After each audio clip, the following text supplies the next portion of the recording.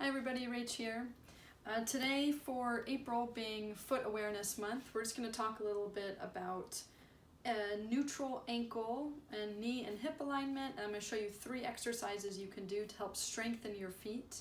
This is also going to be really helpful for those of you that are flat-footed and or have bunions. Okay, so we're going to talk a neutral ankle first.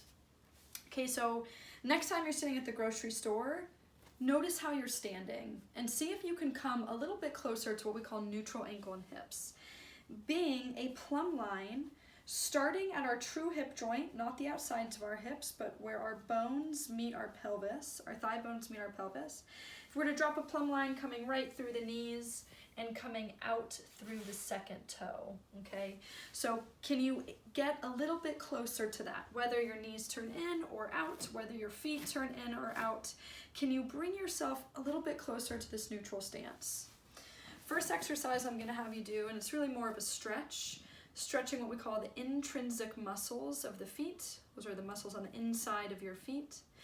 You're gonna pretend like you're shaking hands with your toes, so weaving your fingers in between your toes, giving your foot a few wave-like movements, maybe pulling the toes back and forth, say 10 to 20 times, just to help create a little bit more space in this area.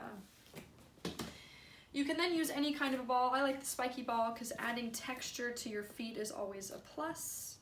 And you're gonna do a scoop and a scoop down, and then a spread and curl with the toes.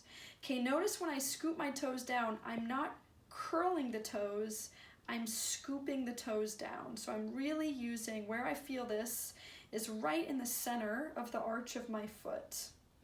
I use the ball right below this line of toe knuckles right here to help press those knuckles up.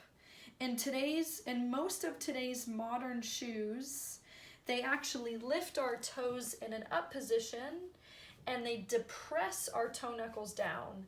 So this can help really mobilize the area and work some of those muscles on the inside of the foot. Third and final exercise I'm gonna have you do here is bringing you more into the hip muscles, because remember, the foot and the hip are very much so connected. Balancing on a yoga block or a step, you're gonna try to find a nice level pelvis here, letting one side of that pelvis drop down and then pressing it up. And that's all coming from the stabilizing hip, stabilizing glute as I balance on that leg. For those of you that are flat-footed out there or have bunions, this is a really, really good one, because most likely the cause of that flat-footedness and or bunion is coming from some weak and or instability in that hip. That's usually where it stems from. So this can really help strengthen, engage some of those muscles so that we don't have that flat arch. We're pulling that arch up and our hip is able to support our foot and vice versa. So you've got toe weaving, the ball scoop and spread, and then the yoga block, hip press. Those 3 are really great for strengthening the foot in any capacity, especially for those that are flat-footed or have bunions. Enjoy.